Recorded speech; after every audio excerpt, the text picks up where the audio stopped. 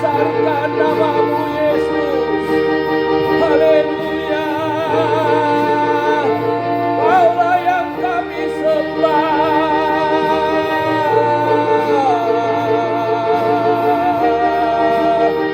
Haleluya.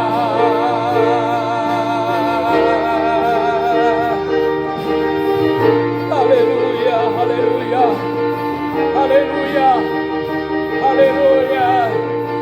Yesus, haleluya, haleluya. Terima kasih Bapa di dalam surga. Kami bersyukur atas kasih karunia-Mu yang begitu besar, yang Kau nyatakan senantiasa minggu lepas minggu bagi kami dalam kehidupan kami Tuhan. Kami sangat bersyukur karena Kau baik, bahwasanya kasih setia-Mu kekal selama-lamanya. Engkau Tuhan yang setia, Engkau batu penjuru keselamatan kami, juru selamat kami, panji kemenangan kami. Terima kasih oh Tuhan Yesus. Haleluya. Kaulah harapan kami Tuhan, Kaulah andalan kami, Engkaulah sandaran kami Tuhan. Engkaulah segalanya Tuhan bagi kami. Yesus Tuhan, Yesus Tuhan, Yesus Raja. Haleluya. Haleluya. Terpujilah nama-Mu Tuhan. Kasih-Mu kekal selama-lamanya. Engkau Allah yang kekal. Engkau Bapa yang setia. Engkau selalu menyertai dan menemani kami dalam segala waktu Tuhan. Kami sungguh merasakan penyertaan-Mu Tuhan. Engkau begitu memperhatikan kami. Engkau begitu peduli akan kehidupan kami Tuhan. Kami memuji kebesaran-Mu Tuhan. Ajaiblah Engkau Tuhan Yesus. Terima kasih Bapa di surga. Kami boleh bersorak-sorai memuji memuliakan nama-Mu Tuhan. Dalam nama Yesus, demi nama Yesus. Dan saat ini kami mau mendengarkan lagi sabda-Mu. Bersabdalah Tuhan.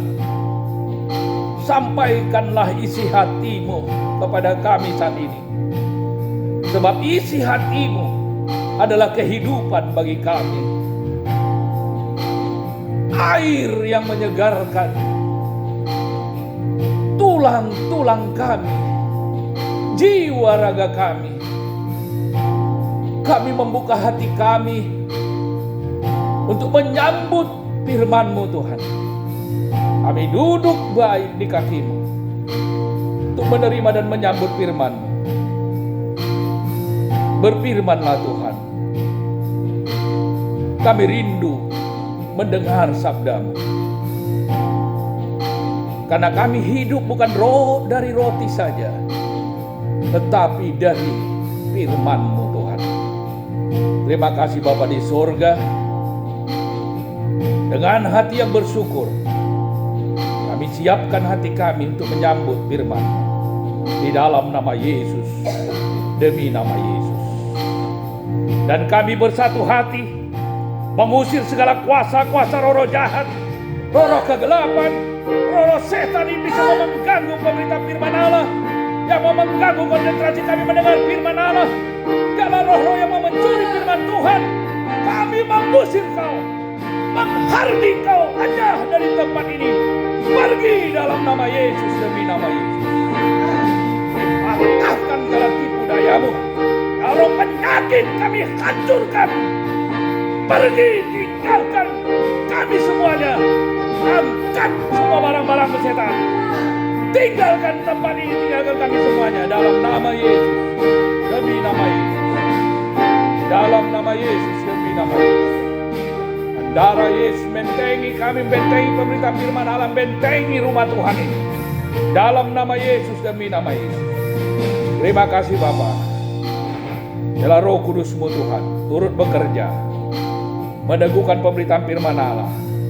Dan Roh Kudus-Mu Tuhan ada di sini, mengurapi firman-Mu, mengurapi hamba-Mu, mengurapi kami semuanya. Di dalam nama Yesus, demi nama Yesus. Syukur Tuhan, kami sudah siap Tuhan. Berkatilah kami dengan firman-Mu. Haleluya, haleluya, haleluya. Amin. Puji Tuhan, saudara. Silakan semuanya duduk dan kembali ke tempat duduk, saudara. Kita membuka Alkitab kita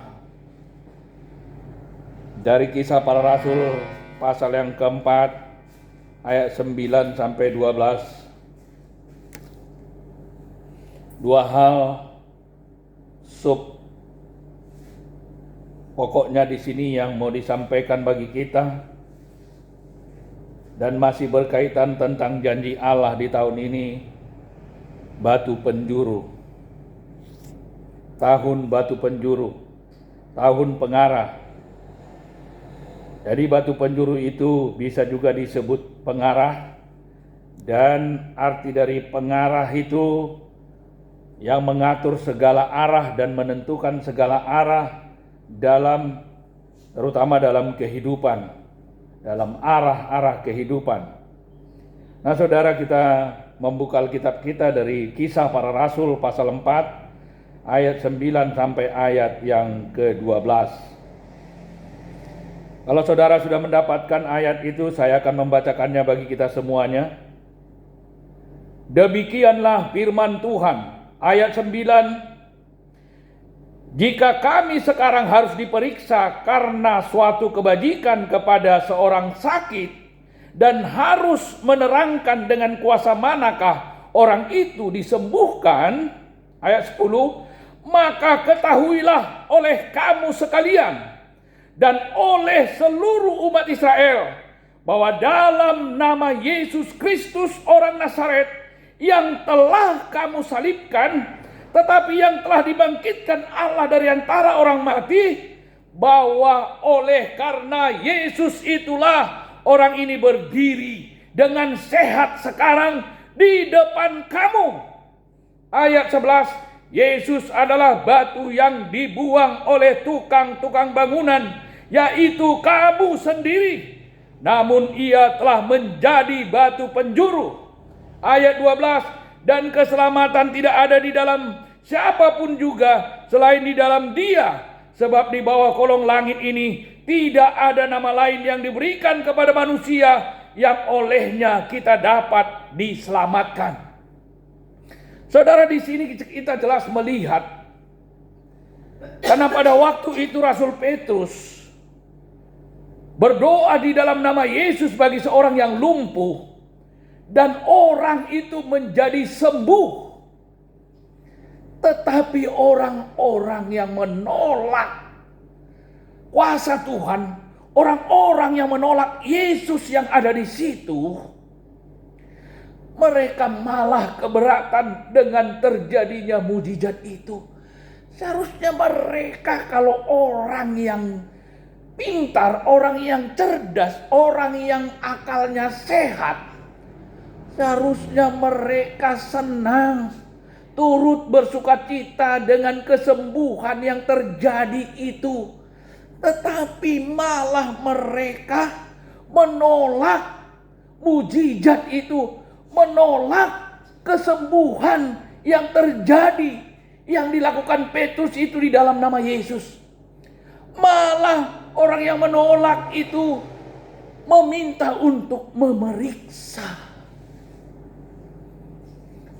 Rasul Petrus. Dengan apa Rasul Petrus itu menyembuhkan? Mereka dimintai untuk diperiksa, dimintai keterangan. Tetapi Petrus tidak menjadi goyah dan lemah. Oleh karena itu, Petrus berkata, jika kami sekarang harus diperiksa karena suatu kebajikan kepada seorang yang sakit dan harus menerangkan dengan kuasa manakah orang itu disembuhkan. Ayat 10, Petrus berkata, maka ketahuilah oleh kamu sekalian dan oleh seluruh umat Israel bahwa dalam nama Yesus Kristus orang Nazaret yang telah kamu salibkan, tetapi yang telah dibangkitkan Allah dari antara orang mati, bahwa oleh karena Yesus itulah orang ini berdiri dengan sehat sekarang di depan kamu. Saudara, orang yang menolak mujizat ini, orang-orang inilah yang menolak Yesus. Orang-orang inilah yang disebut yang membuang batu bangunan yang menjadi batu penjuru itu. Orang-orang inilah yang menolak dan membuang batu itu. Padahal batu itu adalah batu yang sangat berguna. Batu itu adalah batu yang sangat diperlukan, apalagi seorang tukang bangunan sangatlah memerlukan batu. Tetapi orang-orang inilah orang-orang yang memeriksa, yang memintai keterangan dari Petrus inilah yang membuang batu itu. Apakah artinya orang yang membuang batu itu? Yaitu orang yang menyalibkan Yesus. Petrus dengan tegas berkata, yang kamu salibkan. Orang itu ada di situ. Orang-orang inilah yang membuang batu itu. Tetapi batu itu telah menjadi batu penjuru. Saudara, bagaimanakah prosesi terjadinya dari batu menjadi batu penjuru? Batu tadi yang dibuang hanyalah batu biasa, tetapi kemudiannya berproses menjadi batu penjuru. Bagaimanakah prosesinya? Bisa terjadi dari batu menjadi batu penjuru. Prosesinya adalah sama seperti Yesus yang mereka salibkan. Tetapi ketika mereka telah menyalibkan Yesus di atas gantungan kayu salib, Allah membangkitkan Yesus dari antara orang mati lewat kematian di salib itu. Jadi itulah prosesnya. Ketika batu itu dibuang, itu sebatas Yesus mereka salibkan di kayu salib. Tetapi yang mengubah batu yang dibuang tadi menjadi batu penjuru, itu adalah Allah. Ketika Allah membangkitkan Yesus dari antara orang mati setelah Yesus mati disalibkan. Itulah yang dikatakan telah menjadi batu penjuru. Dan batu penjuru itu adalah pengarah kepada keselamatan, penentu segala arah. Dan Dia yang menentukan semuanya untuk berjalannya semuanya, saudara. Itulah Yesus. Jadi prosesi dari batu yang dibuang berubah menjadi batu penjuru, itu orang-orang yang menolak Yesus dan menyalibkannya. Dan akhirnya Allah membangkitkan Yesus dari antara orang mati dan memberikan Yesus nama di atas segala nama dan menjadikan Yesus menjadi juru selamat. Itulah batu penjuru. Jadi prosesnya seperti itu, saudara. Jadi supaya lebih jelas bagi kita, apakah artinya batu yang dibuang dan batu itu telah menjadi batu penjuru? Itulah artinya. Orang yang membuang batu itu adalah orang-orang yang menyalibkan Yesus. Tetapi batu yang dibuang tadi oleh tukang-tukang bangunan diumpamakan orang-orang yang membuang batu itu adalah tukang-tukang bangunan. Kenapa?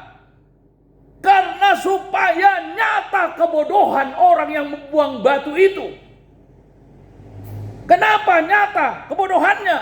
Karena di manakah seorang tukang bangunan kok malah membuang batu yang diperlukannya untuk profesinya? Supaya nyata kebodohan orang yang menolak Yesus itu. Dan dia diumpamakan seperti seorang tukang bangunan yang membuang batu. Artinya secara halusnya dia disebutkan orang bodoh. Karena dia membuang batu padahal dia seorang tukang bangunan yang memerlukan batu. Seorang bodoh. Tapi Allah tidak tinggal diam dengan tindakan kebodohan orang-orang yang membuang batu tadi. Allah memungut batu yang dibuang itu dan mengubahnya menjadi batu penjuru, batu dasar yang sangat mahal dan berguna, sangat teruji dan terpilih karena ada campur tangan Allah terhadap batu itu. Mengapa dia tidak menjadi yang termahal dan terpilih? Karena Allah telah menjadikan dia mempunyai nama di atas segala nama. Dan membangkitkan dia menjadi raja segala raja. Allah membangkitkan dia menjadi raja segala raja. Nah, itulah Yesus. Supaya nyata kebodohan orang yang membuang batu itu. Yaitu orang yang menolak Yesus itu dan menyalibkannya. Jadi siapakah mereka yang membuang batu itu? Yaitu orang-orang yang ada di dalam cerita ini. Di dalam kisah kejadian nyata ini. Yaitu di ayat 9 tadi. Jika kami sekarang harus diperiksa karena suatu kebajikan kepada seorang sakit dan harus menerangkan dengan kuasa manakah orang itu disembuhkan, maka ketahuilah oleh kamu sekalian. Maka orang-orang yang meminta untuk memeriksa Petrus, orang-orang yang meminta keterangan dari Petrus akan kesembuhan yang dialami orang yang sakit tadi, mereka itulah yang disebut orang yang membuang batu itu. Orang yang menolak firman Allah. Orang yang menolak Yesus. Dan bahkan lebih keji lagi karena kebodohannya, kekerasan hatinya. Itu mereka menyalibkan Yesus. Mereka menyalibkan Yesus. Petrus dengan sangat jelas berkata di ayat 10 ini, maka ketahuilah oleh kamu sekalian dan oleh seluruh umat Israel bahwa dalam nama Yesus Kristus orang Nazaret yang telah kamu salibkan, tetapi yang telah dibangkitkan Allah. Inilah proses dari batu menjadi batu penjuru itu. Allah tidak tinggal diam di sorga ketika Yesus dibuang. Ketika Yesus anaknya, putranya ditolak. Allah Bapanya tidak tinggal diam di sorga ketika Yesus dicampakkan. Ketika Yesus putranya dibuang. Biasanya manusia membuang sesuatu pasti karena hal-hal yang karena tidak berguna lagi maka dibuang.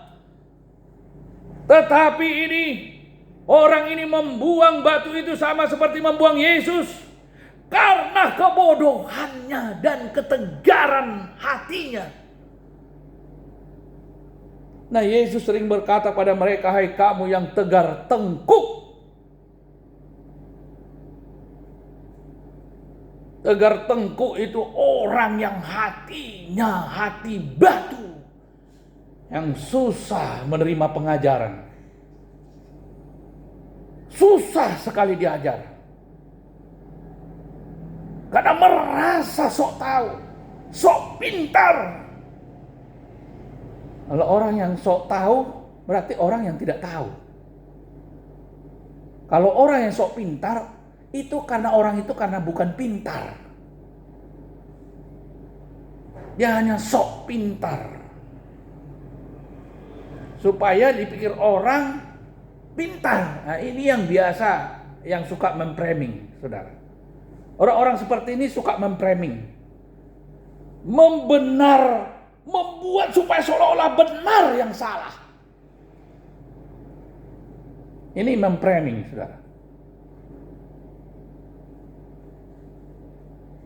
Saudara, inilah orang yang hatinya tegar tengkuk.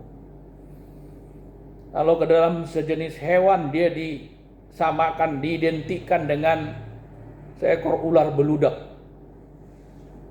Kalau ular beludak itu diusir, dipukul, dia tetap nggak mau bergerak, dia nggak mau pergi dia. Kecuali kalau dia langsung dihanguskan. Inilah orang yang tegar tengkuk, saudara. Orang-orang inilah yang membuang batu itu. Orang-orang inilah yang diumpamakan tadi tukang-tukang bangunan itu. Karena mereka harus diumpamakan seperti seorang tukang bangunan untuk menusuk ke arah kebodohannya. Karena supaya jangan kasar kali kalau dibilang bodoh. Tapi dia diumpamakan seorang tukang bangunan yang membuang batu. Jadi gampang kita mengerti sekarang. Kalau tukang bangunan itu pekerjaannya, kalau zaman dulu tukang bangunan itu disamakan disebut tukang batu. Nah, bayangkan saudara, mereka tukang bangunan, tukang batu yang memerlukan batu untuk pekerjaannya, tapi membuang batu. Ini orang apa? Orang lebih dari orang bodoh. Orang dungu. Kalau lebih dari bodoh itu dungu. Dungu, antara bodoh dengan dungu masih ada disebut oon, saudara. Jadi dungu itu lebih bodoh. Arti dungu udah bodoh tapi nggak mau belajar. Itulah disebut dungu, saudara. Bodoh tapi nggak mau belajar. Tapi kalau hanya sebatas bodoh, ada orang bodoh tapi dia mau belajar, jadi pintar. Tapi dungu, orang yang bodoh tapi nggak mau belajar, terus dia menolak Yesus. Dia malah jadi berkata, salibkan dia. Dia tampakkan batu itu. Dia lemparkan Yesus ke hukuman gantung. Padahal tidaklah pantas Yesus menerima hukuman gantung. Hukuman gantung pada waktu itu hanyalah diperuntukkan bagi penjahat-penjahat yang sudah berkelas nasional, bahkan berkelas internasional, yang sudah sangat jahat. Seperti Barabas contohnya. Penjahat kelas kakap yang pantas menerima hukuman gantung. Dan masakan Yesus yang begitu banyak berbuat kebajikan, berbuat baik, tidak ada berbuat kejahatan, tapi mereka melemparkan Yesus ke hukuman salib. Saudara, inilah kebodohan dan ketegaran hati mereka. Jadi yang pertama, sub pokoknya yang pertama di dalam pembacaan ayat kita hari ini, minggu ini, yang masih berkaitan dengan batu penjuru ini, yaitu yang pertama, orang-orang inilah yang membuang batu itu.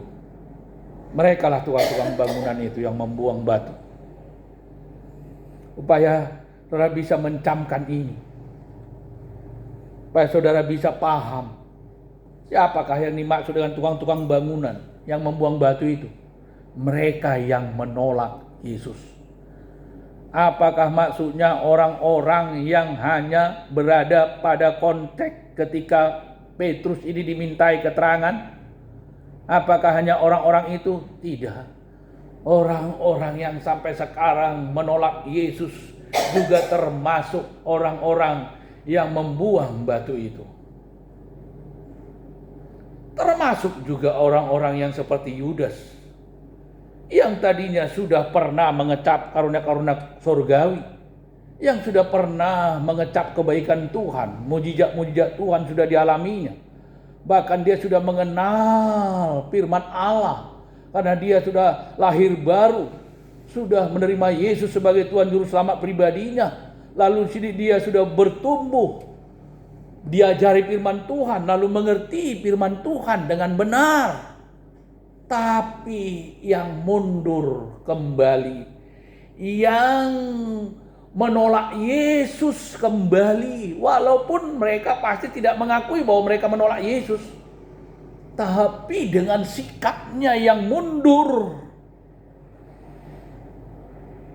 dari jalan kebenaran, dari jalan keselamatan yang sudah dia peroleh, dari hal yang sudah pernah dia mengecap kebaikan Tuhan, mujizat Tuhan, karunia-karunia sorgawi.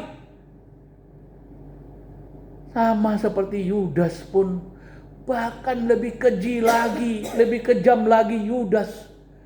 Sudah mengerti dia Yesus, sudah kenal Yesus, sudah menerima Yesus, sudah mengecap karunia sorgawi, mujizat-mujizat di depan matanya sudah dilakukan Yesus, tapi mundur. Kenapa? Karena apa alasannya Yudas mundur dari jalan Tuhan Yesus? Karena uang. Uang adalah akar dari segala kejahatan. Bisa dengan uang orang meninggalkan imannya? Bisa karena uang orang bisa membelakangi Tuhan Yesus. Bisa karena uang orang menomorduakan Tuhan Yesus.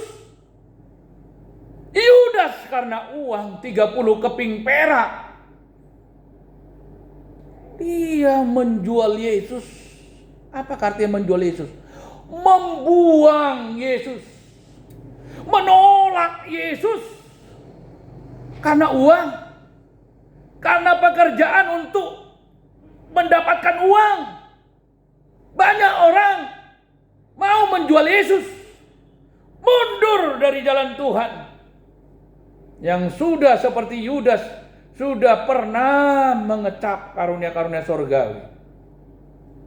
Inilah orang-orang yang menyalibkan Yesus, orang-orang yang membuang batu itu, orang yang bodoh.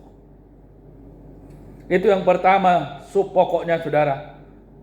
Yang kedua, di ayat 11 dan 12 saya bacakan, Yesus adalah batu yang dibuang oleh tukang-tukang bangunan, yaitu kamu sendiri. Yaitu orang-orang yang menolak Yesus, orang-orang yang menyalibkan Yesus, orang-orang yang sudah mengecap karunia sorgawi, sudah pernah diselamatkan lahir baru, sudah pernah menerima mujizat Tuhan, sudah mengerti firman Allah dengan benar karena bertumbuh, tapi mundur kembali seperti Yudas.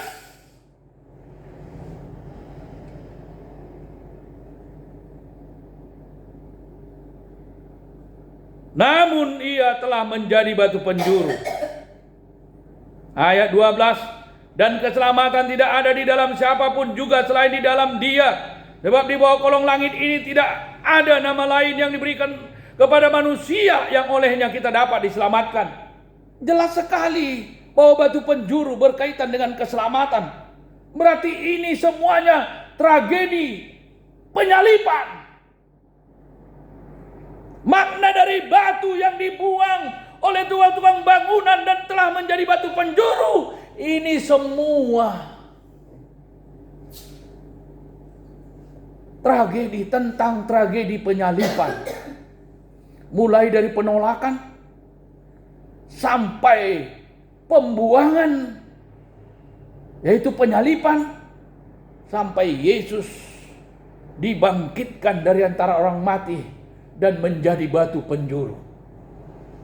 Ini semua tentang tragedi penyaliban. Batu yang dibuang. Saudara, minggu lalu satu intisari dari firman Tuhan mengenai ini, yaitu maukah kita bersama-sama dengan Allah memungut batu yang dibuang itu untuk kita gunakan dalam kehidupan kita? Karena batu itu sebenarnya dibuang bukan karena tidak berguna, tapi dibuang orang yang bodoh karena dia tidak oleh kebodohannya membuang batu itu. Sebenarnya batu itu sangat berguna. Maukah kita memungut batu yang dibuang itu? Ini artinya apa satu lagi? Ini artinya bukanlah hanya sekedar menaruh percaya. Bukan hanya sekedar percaya kepada Yesus maka diselamatkan. Keselamatan yang dari Yesus bukan hanya cukup menaruh percaya maka kita diselamatkan, tapi kita harus mau memungut batu itu. Artinya mengambil dan menerima Yesus itu. Coba bayangkan kalau hanya sekedar percaya. Orang mengatakan, ya saya percaya batu itu adalah Yesus yang dibuang. Aku percaya. Tapi saudara tidak pernah mau mengambilnya. Untuk menerimanya dalam hidup saudara. Saudara hanya mempercayainya. Saudara harus merendahkan diri untuk mau mengambil batu itu. Memungut batu itu. Untuk menerimanya ke dalam hidup saudara. Karena kalau hanya sekedar percaya kepada Yesus, setan pun percaya. Tapi setan tidak mau taat. Kalau hanya sekedar percaya, setan itu jauh lebih percaya pada Yesus. Dan dia sangat tahu bahwa Yesus anak Allah. Karena dia dulu di sorga sudah mengenal Yesus itu. Tapi dia berontak. Manusia juga semuanya sudah pemberontak. Dengan dosa yang dia lakukan, dia memberontak. Tapi maukah dia kembali memungut batu itu? Mengambil dan menerima Yesus itu ke dalam hidupnya? Menyimpannya di hatinya? Bukan hanya sekedar percaya. Saudara, kita harus mau mengambil, merendahkan diri, mengambil batu itu dan menerimanya. Dan menerima Yesus secara pribadi dalam hati kita. Bukan hanya sekedar percaya. Kalau orang yang menerima Yesus, menjadikan Yesus juru selamat pribadinya dalam hatinya, maka dia akan takut dosa. Karena ada Yesus, ada hidup di dalam hidupnya, dalam hatinya, dia akan takut dosa. Kalau dia seorang pemabuk, dia akan berhenti mabuk. Kalau dia seorang penjahat, seorang sombong dan penuh kebohongan, dia akan berhenti sombong. Karena ada Yesus di dalam hati, dalam hidupnya, dia akan takut dosa. Dia akan menjauhi dosa. Dan bahkan dia akan menolak dosa, kekejian bagi Tuhan. Sekalipun dia udah pemberontak, karena manusia semuanya udah pemberontak. Semua manusia sudah berbuat dosa dan kehilangan kemuliaan Allah. Tapi maukah dia datang merendahkan diri, mengambil batu itu, mengambil dan menerima Yesus itu di dalam hidupnya? Maka dia harus menghentikan dosanya. Sama seperti perempuan yang tertangkap basah zina itu. Aku pun, karena engkau sudah datang kepadaku, aku tidak menghukummu. Tapi jangan kau berbuat dosa itu lagi. Saudara, batu penjuru berkaitan dengan keselamatan. Juru selamat. Inilah topik sub pokok yang kedua. Batu penjuru itu adalah juru selamat. Prosesnya seperti itu. Melewati jalan salib baru menjadi juru selamat. Allah memungut batu yang dibuang itu. Lalu apakah intisarinya dari begitu panjangnya penguraian firman Tuhan ini? Satu intisarinya, supaya kita berpegang teguh kepada Yesus untuk menghargakan Dia dalam hidup kita sebagai batu yang kita pungut tadi. Kita harus mau menghargakan Yesus. Cukuplah orang yang bodoh tadi membuang Yesus, yang menganggap Yesus tidak berguna, tapi mari kita menghargakan Yesus. Karena kita tahu kan mengapa kita mau memungutnya. Karena kita tahu bahwa batu itu berguna. Jangankan batu, saudara. Kalau ada saja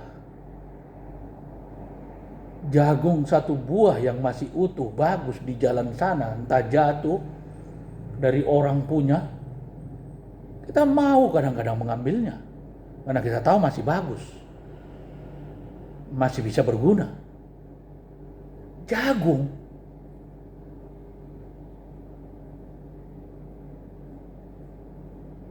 atau mungkin orang yang punya barang jatuh di jalan sana, dia tidak tahu dan dia tidak mengambilnya. Lalu kita lewat, kita lihat, aduh sayang, masih bagus. Coba lihat, masih bagus, lumayan. Dia berkata masih mau memungutnya. Ini batu yang lebih mahal dari batu permata. Batu permata manapun. Tapi tanda tanya, kenapa dibuang orang ya? Ya karena kebodohannya. Tapi kita melihatnya. Ini batu yang mahal, batu berguna ini. Kita harus merendahkan diri, berlutut untuk mengambilnya, tersungkur untuk mengambilnya. Itulah menerima Yesus, mengambil Yesus ke dalam hidup kita, karena Dia sangat berguna. Nah, setelah kita memungutnya, mari kita menghargakannya. Dengan apakah cara kita menghargakan Yesus? Dengan berdoa dong. Maulah kita menyapa Yesus pagi hari. Bangun tidur berdoa. Itu kan sama menghargai Yesus. Dengan berdoa. Firman Tuhan berkata, Markus 1 ayat 35. Yesus bangun pagi-pagi benar, waktu hari masih gelap, dan berdoa. Kita mari menghargakan Yesus dengan mau berdoa. Yang kedua, mari kita setia dan tekun beribadah. Mari kita tekun menghargakan Yesus. Itu kan sama dengan melakukan perintahnya, yaitu beribadah. Janganlah kamu menjauhkan diri dari pertemuan-pertemuan ibadah seperti yang dibiasakan oleh orang-orang fasik. Ibrani 11 ayat 25. Jangan kita buat cara untuk menjauhi ibadah. Itu sama dengan kita tidak menghargakan Yesus. Kita harus mau menghargakan Yesus. Itulah intisarinya. Satu, hal dari begitu banyak penguraian firman Tuhan hari ini. Supaya kita setelah memungut batu itu, mari kita menghargakannya, karena dia berguna. Sabun mandi itu pun di kamar mandi kita sangat berguna. Tapi kalau sabun mandi itu, dan kita kalau ditanya, percayakah kamu bahwa sabun mandi di kamar mandi ini, yang ada di kamar mandi kita ini, gunanya membersihkan kita punya kotoran-kotoran di dalam badan kita? Pasti kita menjawab, iya, saya percaya sabun mandi itu gunanya membersihkan badan-badan kita yang kotor. Karena kalau kita mandi tanpa pakai sabun, kesat-kesat masih badan kita itu.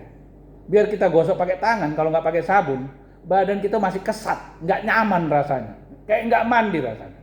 Tapi ketika kita bukan hanya sekedar percayakan sabun itu, tapi kita mau mengambil sabun itu dan memakaikannya, maka badan kita yang mandi tadi jadi bersih dan kita nyaman.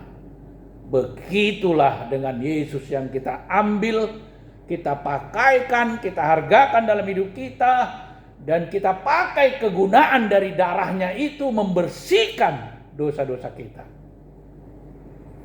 Tidak cukup hanya percaya, tapi kita harus mengambilnya.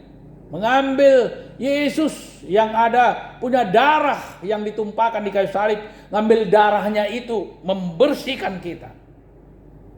Maka kita yakin, dengan nyaman kita jadinya, oh dosa saya sudah diampuni, sudah dibersihkan. Sama seperti sabun mandi tadi. Saudara, dua hal ini pokoknya bagi kita.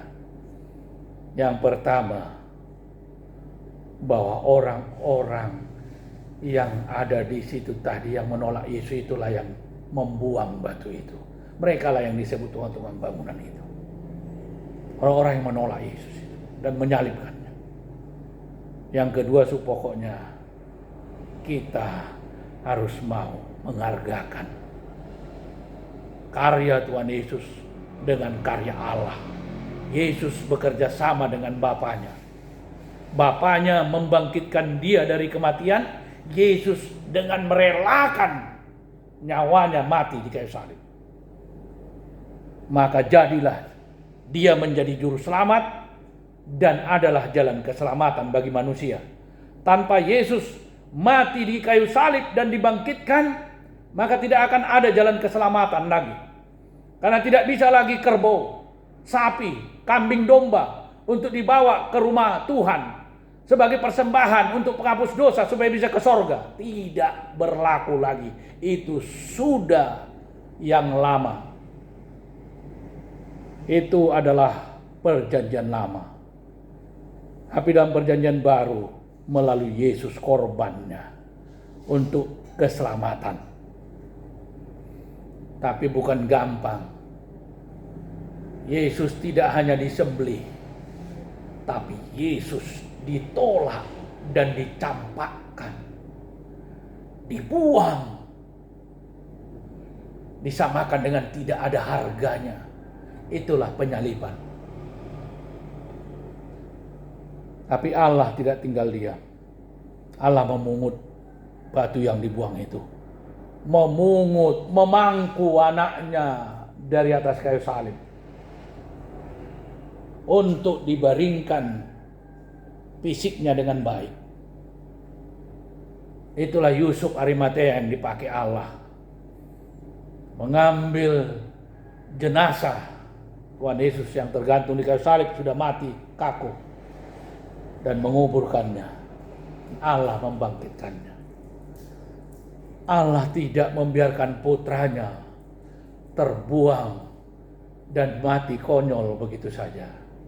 Tapi Allah memungut putranya itu yang dibuang itu dan membangkitkannya menjadi raja dan menjadi juru selamat. Jadi saudara, kalau Allah saja tahu menghargakan anaknya Yesus, kita juga mari menghargakan Yesus. Untuk saat ini yang paling ditekankan di sini, bagaimanakah kita menghargakan Yesus? Yang pertama, mari kita berdoa dibangun pagi-pagi hari. Yang kedua, mari kita tekun setia beribadah. Hargai firman Tuhan. Janganlah kamu menjauhkan diri dari pertemuan-pertemuan ibadah, seperti yang dibiasakan orang fasik. Jangan kita membuat cara untuk menjauhi ibadah. Tapi kita menghargakan Yesus dengan beribadah. Kalau boleh yang ketiganya, berupayalah menjauhi dosa. Oleh pertolongan Roh Kudus. Berusahalah hidup takut akan Tuhan, menjauhi dosa.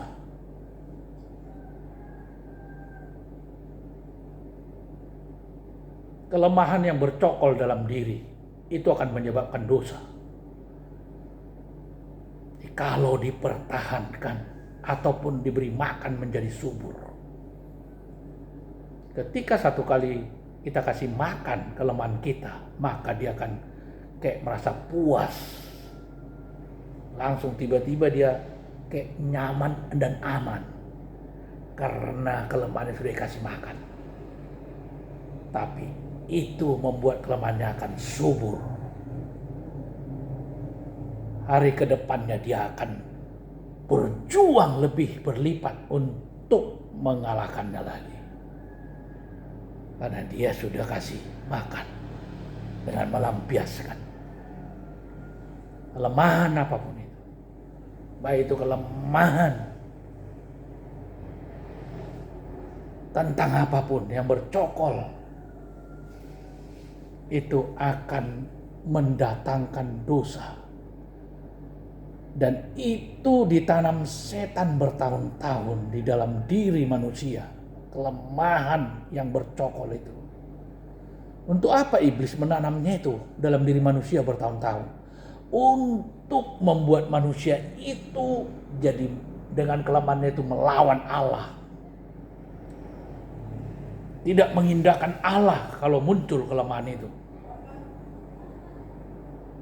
Karena semuanya dia kelemahan itu udah menguasai dia apapun mau dia lakukan. Dia mau lemparkan semua.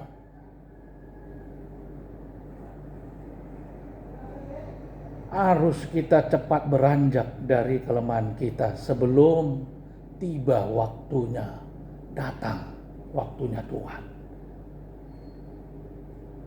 Sekaranglah waktunya. Bisa saja orang terjatuh, tidak bangun lagi. Tergelincir di kamar mandi. Langsung. Bisa, saudara, bisa. Dan kelemahan-kelemahan itu, setan mau menyeret orang itu kepada kebinasaan. Kita harus cepat beranjak dari kelemahan itu dan membuangnya. Karena itu hanyalah alat setan yang ditanam di dalam diri manusia. Jangan maui dan jangan terima. Saya pun punya kelemahan yang ketika saya layani kelemahan saya itu dulu, saya puaskan, saya ikuti dia. Ketika dia udah mulai menguasai saya, pikiran dan kekuatan saya sudah tidak ada. Lalu saya jadinya mengikut saja dengan kelemahan, dengan tarikan, seretannya. Tapi ketika saya udah jatuh dan melakukannya, dan itu selalu jadi berbuat dosa. Nah, ketika jatuh, saya kayak rasa kayak puas daging saya itu. Kenapa? Karena udah melayani kelemahan saya itu. Kayak udah puas rasanya, kayak udah terang, kayak seolah-olah kayak ada terang pikiran daging saya. Tapi di dalam hati, di dalam roh, menyesal. Kenapa saya buat lagi tadi? Padahal saya sudah tahu berapa kali. Tapi kenapa saya lakukan lagi tadi? Aduh, saya udah jadi buat dosa lagi. Ampuni saya Tuhan. Ampuni saya Tuhan. Bebaskan saya Tuhan. Akhirnya saya menyesal. Dan lebih susah lagi saya melepaskannya karena udah saya kasih makan. Setiap kali saya mengikutinya, memberinya makan, dia subur. Saudara, kelemahan itu hanyalah menyeret kita kepada dosa dan nantinya maka diseret kepada kebinasaan. Jadi kita harus cepat beranjak dari kelemahan itu. Itulah intisari yang hari ini, minggu ini, tanggal 16 Februari, minggu ketiga dalam bulan kedua tahun 25 ini, saudara. Inilah intisarinya. Mari kita menghargakan Yesus. Kita telah memungutnya sebagai batu yang dibuang oleh tukang-tukang bangunan. Kita menghargainya. Dan untuk saat ini 2 dan ditambahkan 1. Bagaimana cara kita untuk menghargakannya? Yang pertama, mari kita berdoalah di saat bangun-bangun pagi. Itu menghargakan Yesus. Yang kedua, janganlah kita menjauhkan diri dari pertemuan-pertemuan ibadah. Setia dan tekunlah beribadah. Cintai ibadah itu. Sukai ibadah itu. Oh, hari ini beribadah. Puji Tuhan. Aku harus mempersiapkan diri. Supaya semangat aku beribadah. Itulah kedewasaan. Kalau kanak-kanak, aku gak suka itu. Buat cara supaya gak jadi ibadah nanti. Gimana caranya ya? Ayo kita mutar-mutar dulu. Udah sampai di rumah kan, udah ada jadinya bisa gak ibadah lagi. Jangan seperti kanak-kanak, tapi dewasa. Hari ini ibadah, haleluya, puji Tuhan. Saya mau beribadah Tuhan. Saya bawa yang terbaik bagimu di rumahmu. Maka berkat Tuhan itu pun, apa kata Tuhan? Sebenarnya ada berkat yang besar dalam ibadah yang Tuhan sediakan. Yang ketiga, satu lagi saya tambahkan tadi. Mari kita berupaya menjauhi dosa. Puji Tuhan. Demikianlah firman Tuhan. Tuhan Yesus memberkati. Mari kita semua bangkit berdiri. Kita naikkan penyembahan kita kepada Tuhan. Kita senangkan Tuhan dengan hati yang menyembah. Sebab hidup kita adalah penyembahan. Dan biarlah kita menjadikan penyembahan itu menjadi gaya hidup kita. Puji Tuhan.